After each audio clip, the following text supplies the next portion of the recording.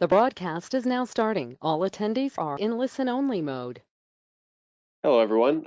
Just shy of 1 o'clock. We'll get started in just 1 minute. I just want to give people one last chance to join before we go ahead and do that. So we'll just be getting started here in just 1 minute. Just going to give a couple more folks some time to jump on the line before we get started. Thanks so much. Be back in just a sec.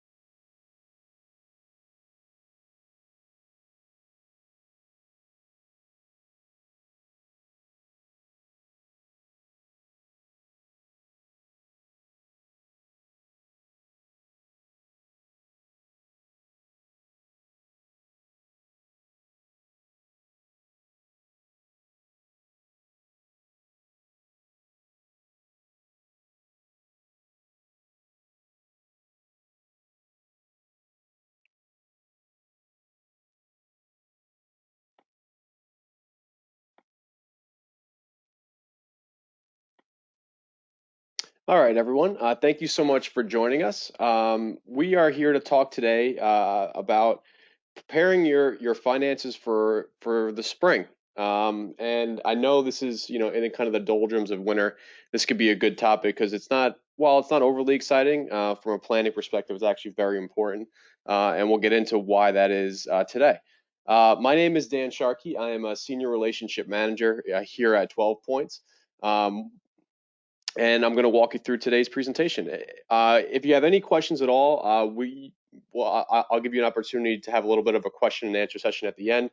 Please use the question bar on the right-hand side of the screen, and that'll give you all the ability, and I'll read them off as quickly as I can. If you have any questions after the presentation, please feel free to send me an email. I'm simply at dan@12pointswealth.com, and I'll be happy to answer any and all questions that you may have. So first, what exactly do we mean about cleaning up your finances? There's my ugly mug. You don't need to see that. So we're just going to start quickly from a quote here from Benjamin Franklin. For every minute spent organizing, an hour is earned. And that can't be better summed up when it comes to your financial life. If anyone who is listening has been following the news recently, the S&P 500, just as a measure of the broader stock market, has taken quite the tumble this week, down almost 10%. And it's usually in these times of disruption that people think about their portfolios and think about what they should be doing, what they didn't do, what is next on the docket. We would encourage you to think about these things beforehand, very much like your portfolio. The time to manage that is before the crisis hits. Your financial life is something that's very, very similar. The time to worry about your estate documents is not when someone gets sick.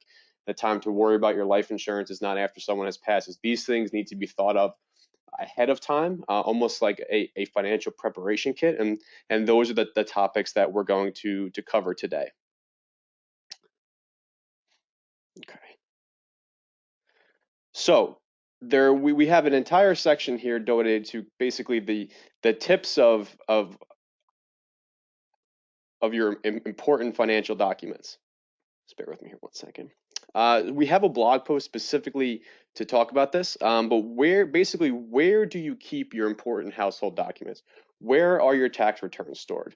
Where do you keep your old bank statement that you ultimately may need? Where do you keep important things such as your passport and your social security card and your kids' birth certificates? Where is your will? All the different things that you would need to know as you move forward in organizing your financial. And we'll talk about how these things can be managed and exactly where they should be kept.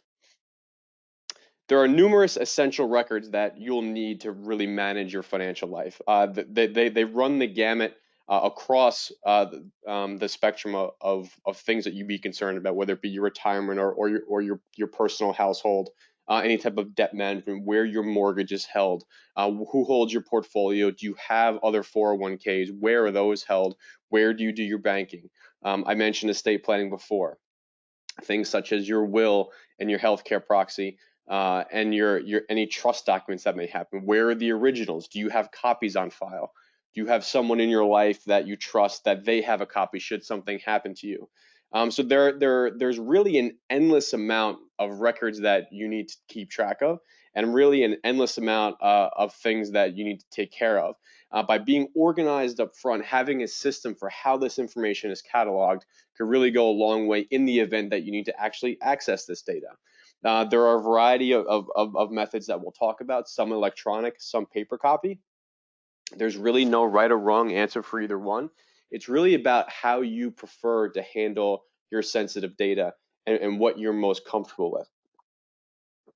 Things such as credit cards and auto loans are other things that you probably don't need hard copies of, but it is important to ensure you have a system of either filing that information away or reviewing it on an annual basis to ensure its accuracy and to ensure that you're following what you agreed to and that there's no other things that you need to be made aware of.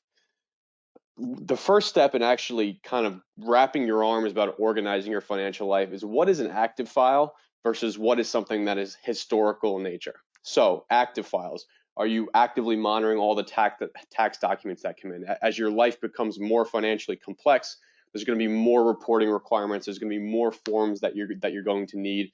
There's going to be more information that'll be required as you prepare your taxes on an annual basis. Your insurance policies, ensuring that those are kept in a safe spot. Your social security card, any type of employment records. Most importantly, and it's buried a little bit on this list, your beneficiary designations. Do you know who the beneficiaries are of the various accounts that you have? We'll talk a little bit about that later. But for things such as IRAs or 401ks, whoever is listed as the beneficiary will get those assets upon your passing or if something does happen to you. So it is important to know where those are, and really important to ensure that you're aware of how those are designated.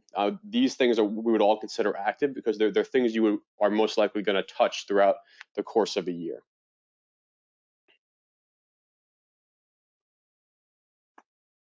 Okay. All the things I just mentioned, your tax return, your IRA contribution records, bills, credit card receipts, pay stubs, how long should I actually hold these things? Out of everything on this list, the stuff at the top is really most important.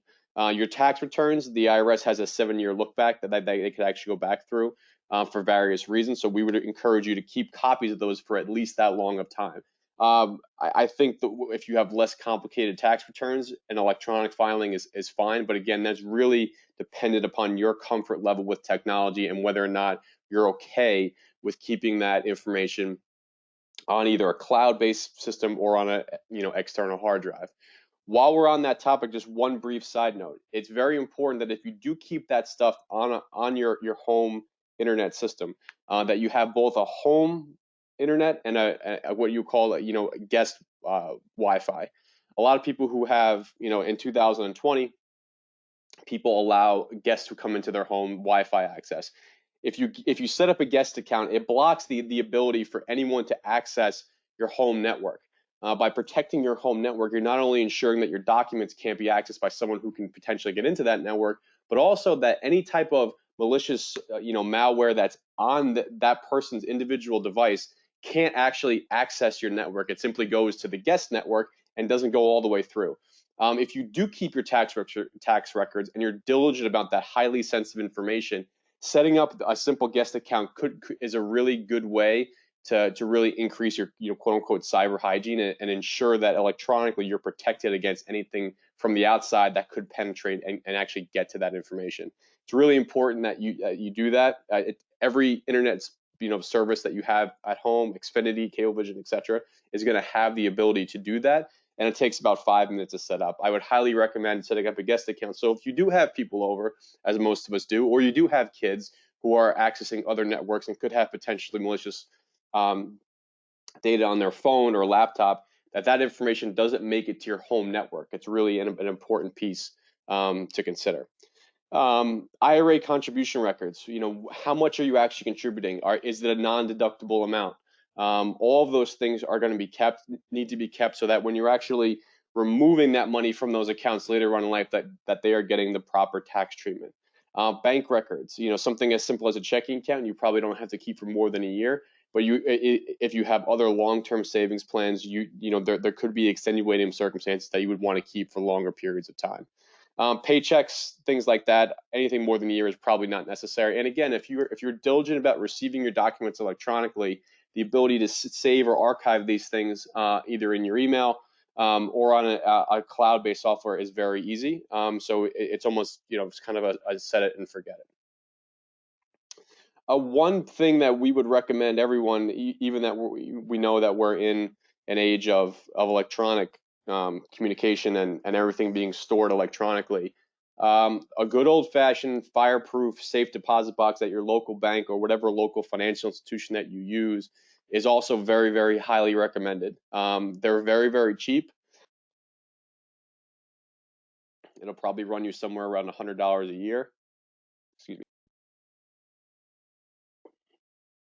And they provide a lot of ability to save documents, especially in the original form outside your home that you're not going to access every day.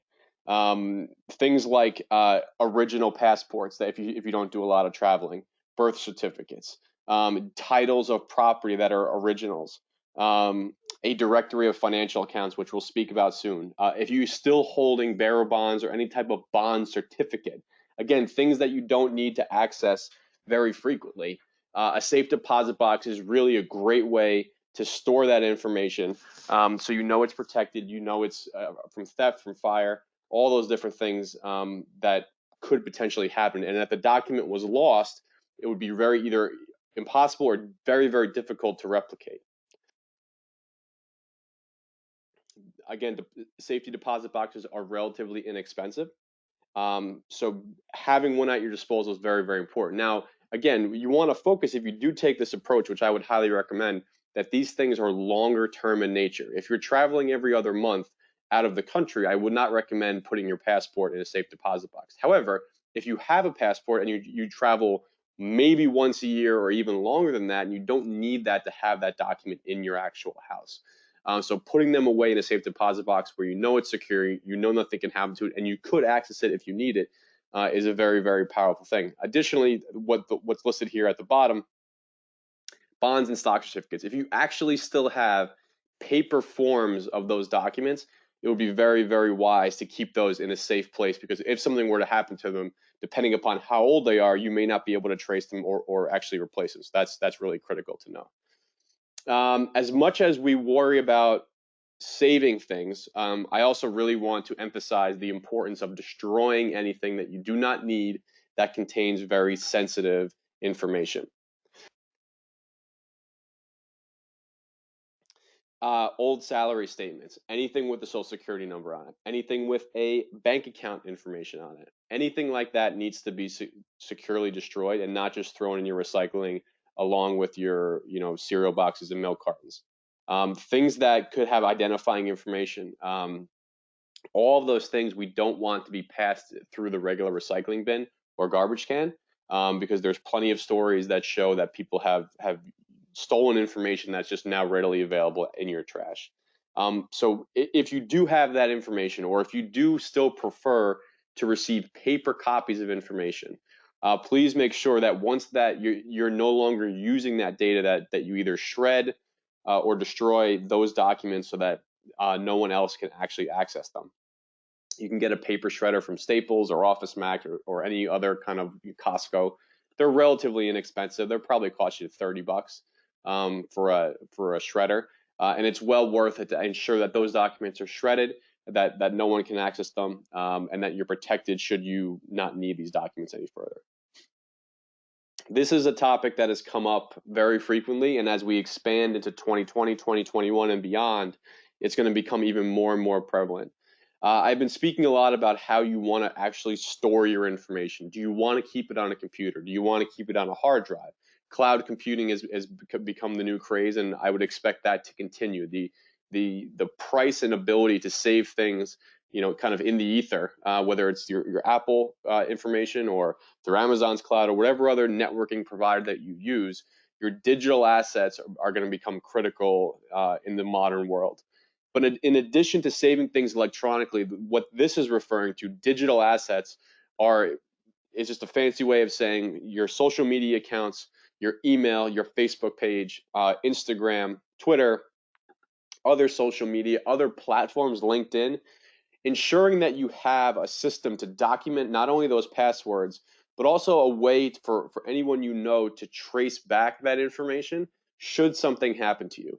For example, if something were to happen to you in which you got sick or in the worst case scenario died, would you still want an active email address? Would you still want a Facebook page or Instagram page with all your images to be out in the open with no one having the ability to go ahead and close that or shut it down? That's a very important consideration in this day and age. And I think as we expand even more and more into a social media platform, and obviously no one knows what the next one will be, it's really important that you monitor those digital assets and really have a keen awareness of how that information is stored, who has access to it, and how it can be manipulated if you're not here to do it yourself. There are in terms of your password management system, there are a lot of secure apps right now which allow you to basically store a unique, unbreakable password on their platform and access all these different accounts through their platform. So, for example, an auto-generated password for LastPass, for example, that's one that we use here at the office. This allows us to manage all our passwords because let's face it, when you think of all the things that I've just mentioned, not only the things that you see on this page, but every single thing that you access in 2020 has a password. A lot of them have dual authentication, which I would stress you to use just as an added security measure. But the management of those passwords has become insurmountable. The ability to remember all these different unique passwords that are long and complicated and have different requirements has become a huge burden. So can you utilize a tool that allows you to do that? It's really something to consider, and just allowing you to kind of ease into that transition is really important. This is probably, I think, the biggest thing that we'll cover because it's easily the most overlooked, and that's the access and location mapping of all the information that we've actually just talked about. So we're obviously mentioning how are you actually saving these things? Are you recording them? Are you ensuring that they're actually saved in a manner in which they're accessible? Let's say you do all that. Let's say you know where your tax returns are. You're diligent about saving 7 years worth. You've saved and written down all your passwords and filed that away. You have a safe deposit box. You've saved your credit card statements. You've saved your brokerage statements. You've done everything you can to make sure that your financial life's in order. And then something happens to you. Does anyone know how to get to that stuff?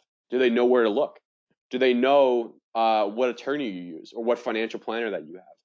Is there a roadmap that could provide someone the information to actually access this if you're not here?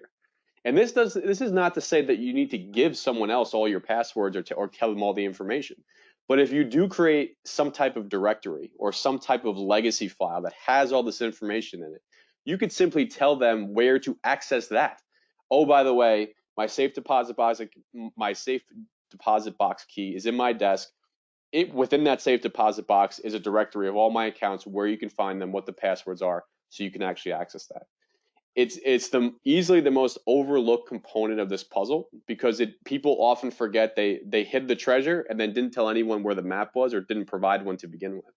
So ensuring that you can actually tell people how to get to this information. And again, this is not something you broadcast to the world, but letting your kids know, or letting your parents know, or letting a close friend know, or your attorney, or someone, some other third party, separate, kind of separating lock and key, but allowing them to know where this information is stored, and is there a central file that will give me all the details I need in the event that something happens to you.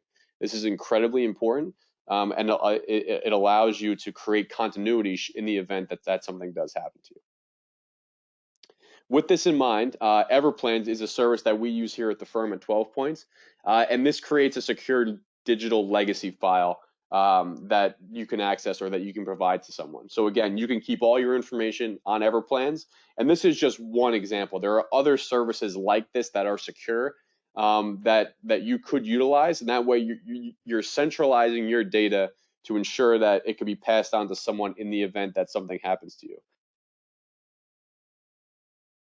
Again, this is really dependent upon your comfort with security. If you're not comfortable putting even this level of information online, then please, this is not the best way for you. You would be better off filing it on paper and putting it in a desk drawer for others to access. So it's really no right or wrong answer, just a personal choice. But what I would really encourage you to think about is that you have to have some plan, because in an age in which you have all this access questions, the ability for someone else to get to that information should something happen to you is quite vital.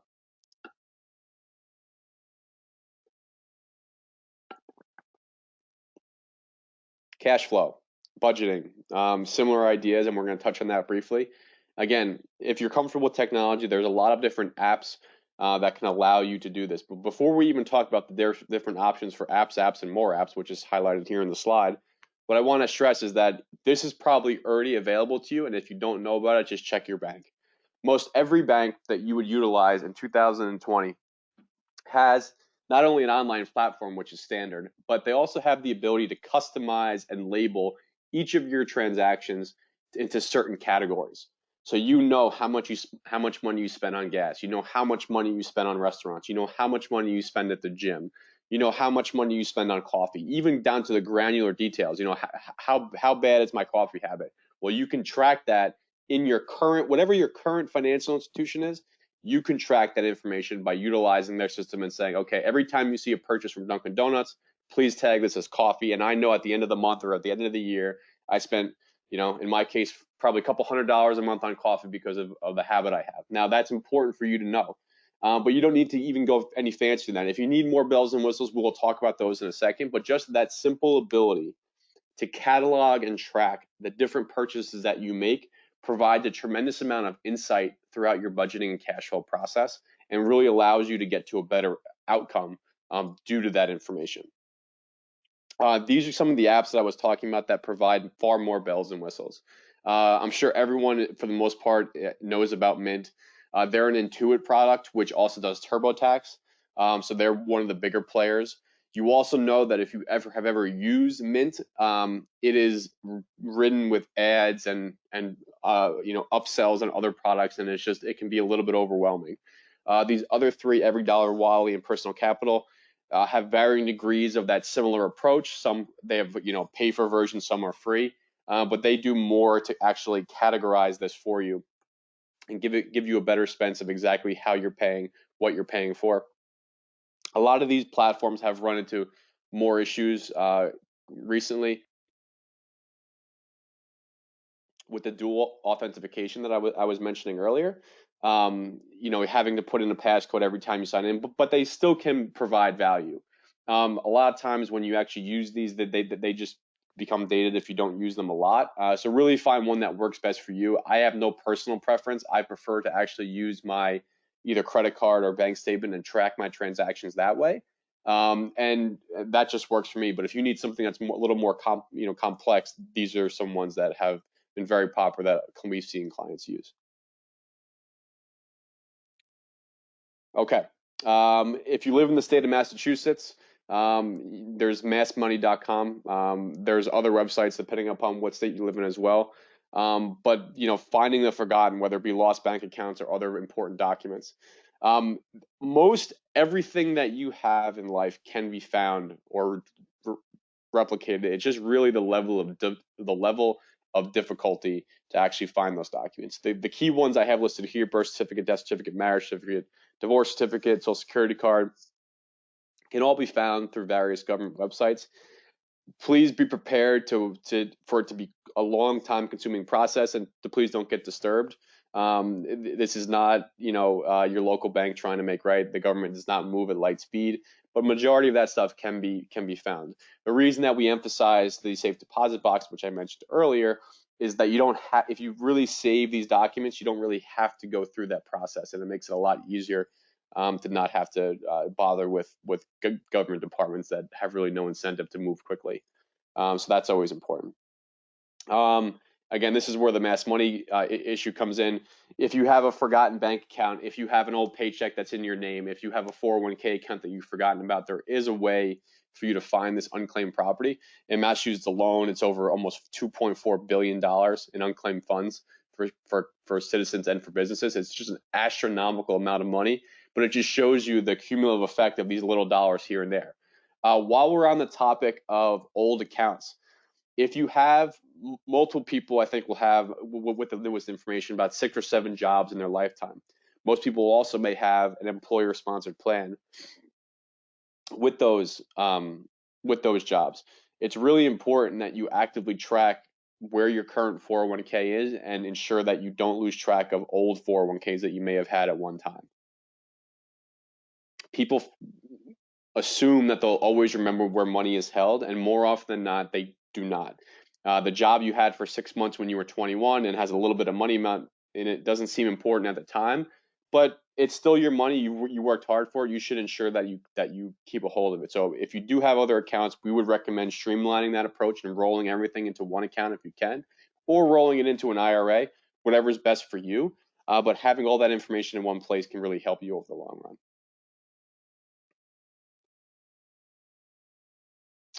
run. Little life hacks. This is an important topic as well, and we'll just kind of touch on it briefly.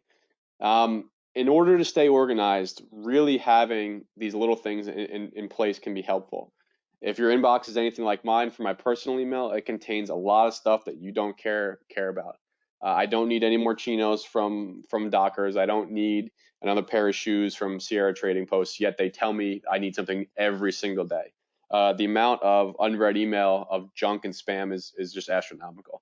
So separate it. Have a separate finance email that you speak to your lawyer or your accountant with, or where your payroll is directed, where your bills are sent, completely separate from all the nonsense from eBay and Zillow and whatever other sites you frequent. Make sure that you're utilizing your credit cards responsibly. The only hard and fast rule in financial planning is that credit card debt is not good. It has no tangible benefit, and you should never carry a balance over from month to month. But if you do utilize a credit card and you're diligent about paying off your balances, they can be great tools, not only building credit, obviously, but also rewards points. Be sure, if you do take this approach, really figure out what you're spending your money on, what you want your rewards to look like, to maximize the benefit. I personally like to use mine for travel, and I have found that utilizing credit cards for hotels offers the best benefit for me and my family when we travel. Other people use it for airlines, other people use it for restaurants or cash back, whatever the case may be, but just optimize your credit card spending to mirror what rewards are out there. For your credit, it's a really, really important thing to monitor, especially in the age of identity fraud, that you don't want any new accounts opened in your name, and you never want to be late on your payments. So monitoring your Credit Karma is a free app. And again, you really have to figure out what data you want out into the universe. But you're also, the credit reporting agencies are required to give you one free copy of your credit report on an annual basis. So if you didn't want to use an app, you can certainly do that. LifeLock is just the kind of token example of creditor protection software. And that basically ensures that your social security number is protected across a variety of platforms. That's not for everyone because it does cost money, but if you're overly concerned about those things, taking that approach can certainly put your mind at ease. And that's all that we have for today. All of these steps are really important. I can't emphasize that enough. And just by touching on some of these things, you get to see that it's really important to have it not only executed individually, but to ensure that all of these different pieces are actually documented, that people know where to go should they need anything. A lot of this can be done in pieces or in a simple afternoon, but just you'll sleep easier knowing that all these things are taken care of, and that there's nothing really that you're missing. There's my email that I mentioned at the top of the webinar, dan@12pointswealth.com. And if anyone has any questions, please feel free to shoot me a note. I'm also going to open up for any questions right now. If anyone has anything, I'll just give it just a second here for you to ask any questions. I'm happy to spend as much time as anyone needs to go over that. So I'm just going to pause for a minute. If anyone has any questions, please feel free to use the chat box on your GoToWebinar, and I'll just give it a second, and then we'll come back and wrap it up.